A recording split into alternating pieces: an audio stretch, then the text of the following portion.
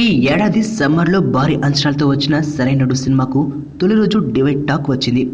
Routine cinema అంటూ critics ఈ సినిమాను విమర్శించారు. చాలా లొసుగులు ఎత్తి చూపించారు. కానీ జనాలకు అదేమీ పట్టలేదు. సినిమాకు బ్రహ్మరథం పట్టారు. ఓపెనింగ్స్ భారీగా వచ్చాయి. వీకెండ్ తర్వాత కూడా సినిమా నిలబడింది. ఈ ఏడాది హైయెస్ట్ గ్రాసర్గా నిలిచింది.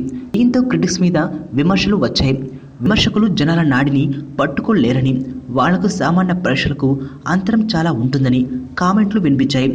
ఆ తర్వాత ఇప్పుడు మరోసారి జనతా గ్యారేజ్ విషయంలోనూ ఇలాంటి చర్చ నడుస్తోంది. ఈ సినిమా విషయంలో తొలి రోజు డివైడ్ టాక్ వచ్చింది. రివ్యూలు యావరేజ్గానే వచ్చాయి. కానీ వసూళ్లు మాత్రం దాంతో సంబంధం లేకుండా ఉన్నాయి. వీకెండ్లోనే 30% పెట్టుబడి రికవరీ అయిపోయినట్లు కనిపిస్తోంది. దీంతో మరోసారి విమర్శకులపై దాడి మొదలైంది. జనతా గ్యారేజ్ రిజల్ట్ విమర్శకులకు చెంపపెట్టు అన్న కామెంట్లు కూడా వినిపిస్తున్నాయి. అయితే క్రిటిక్స్ అన్నవాళ్ళు సినిమా మీద అభిప్రాయం చెప్తారు తప్ప ఇది ఆడొచ్చు ఆడకపోవచ్చు అనేదేమీ చెప్పరు. ఒక సినిమాలో ఏం బాగుంటుంది, ఏం బాగోలేదు అని చెప్పడం విమర్శకుల బాధ్యత. కథాకథనాల గురించి విశ్లేషించడం, లోటుపాట్లను ఎత్తి చూపడం, బాగున్న వాటి గురించి ప్రశంసించడం అన్నది ఏ సినిమాకైనా జరిగేదే. జనతా గ్యారేజ్ విషయంలోనూ విమర్శకులు చేసింది ఇదే. కొన్ని మంచి విషయాలున్నాయి. వాటి గురించి అందరూ పాజిటివ్గానే మాట్లాడారు. అలాగే కొన్ని ముఖ్యమైన లోపాలు ఉన్నాయి. వాటిని ఎత్తి చూపారు. వీటికి వసూళ్లకు సంబంధం లేదు.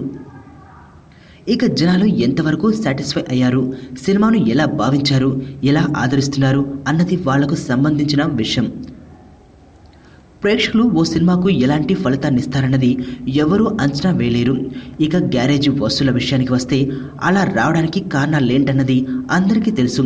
ఈ సినిమాకు ముందు ఎలాంటి హైప్ ఉంది, ఎలాంటి టైమింగ్లో రిలీజ్ అయింది అన్నది చూసుకుంటే వసూళ్లకు కారణం ఏంటన్నది స్పష్టమవుతుంది. మరి ఈ కోణంలో ఆలోచిస్తే విమర్శకుల మీద దాడి అన్నది ఎంతవరకు సమంజసమో అర్థమవుతుంది. లైఫ్లో చాలా మందిని కలుస్తుంటాం. ఎప్పుడో ఎక్కడో ఎవరో ఒకరు కనెక్ట్ అవుతారు. కానీ నా దరిద్రానికి ఇద్దరు కనెక్ట్ అయ్యారు.